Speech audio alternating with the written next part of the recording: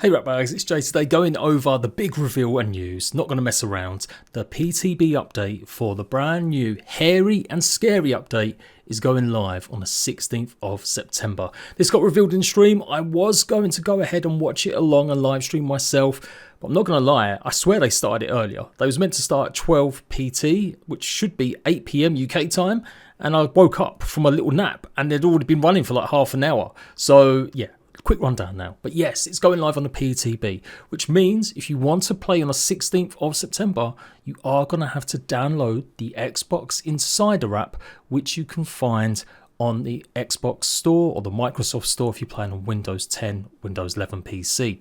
And then on release day, it should pop up, just like you may have seen from previous things like Minecraft, Sea of Thieves. They've all had early looks at updates on that app. You don't have to worry about your saves. Normally they are pretty safe, but if you've got a way to save your game saves on a USB stick or something like that, you might want to consider it.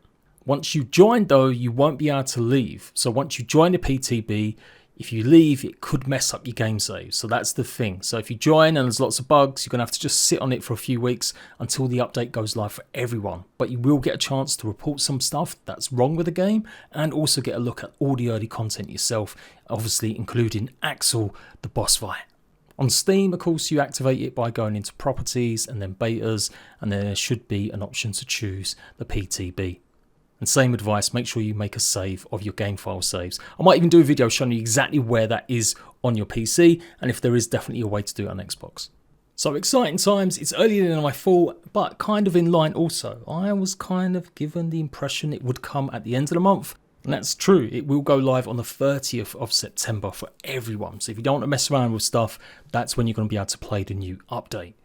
Of course, there was a Q&A session as well with lots more answers and stuff, so let's dive into it, including what they think about leaks. Other big news, Playgrounds is definitely coming in the future at winter, but it may actually be pretty similar to what you've already got. They are definitely going to be updating it and adding new features to it, but at the moment, by the time it launches in winter, there may not be as many new things added to it as some people think.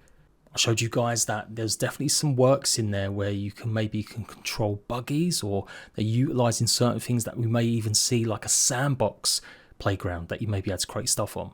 But all that could be just stuff in development or may not arrive for a long time yet.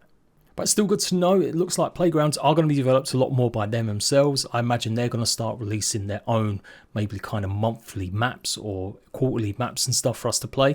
They did reveal a few of them. I don't know if Chris maybe saw them, but I guess it never got promoted enough because at the time their arena challenge they had was just a code, and obviously you had to go into the Discord and get the code. But yeah, Playgrounds isn't coming in this update. It will be the winter update, which they haven't revealed a timeline for just yet.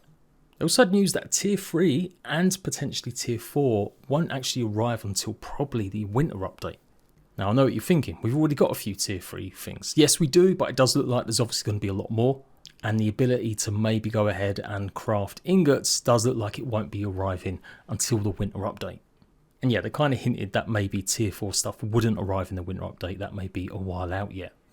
And the devs have spoken about leaks and how they kind of suck, but also how they kind of like to see the reaction sometimes to them, because then they can work out, oh damn, people actually want that. Maybe we should try and find a way to put it in. Because everything I've shown and other people's, it's all under consideration that it may not actually ever arrive in the game fully. It simply is just something that they're contemplating or messing around with. So I'm going to dive into that a little bit more detail in an actual full recap of the Q&A. I can't lie, I need to go and revise some of the answers to give you a complete breakdown.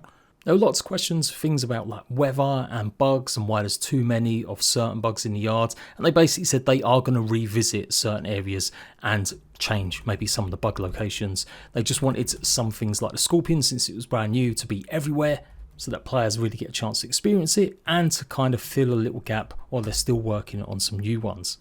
And whether it's still something that they're probably not going to be doing by the sounds of it, unless they can find a really unique way to add it in, which doesn't interrupt people's gameplay, make them have to stay indoors because it's cold or raining, or it could kill you and stuff. So yeah, if they do it, it sounds like it could be a visual thing. But yeah, I will go through more details, but that's what you really need to know, the big important stuff so far. So I'm cancelling my holiday. I was planning to go on holiday this Sunday, but I'll be here for the update on the 16th, of course, to show you the Axel boss fight and a lot more. And yeah, look out for that Q&A full recap video coming soon. Laters, ratbags.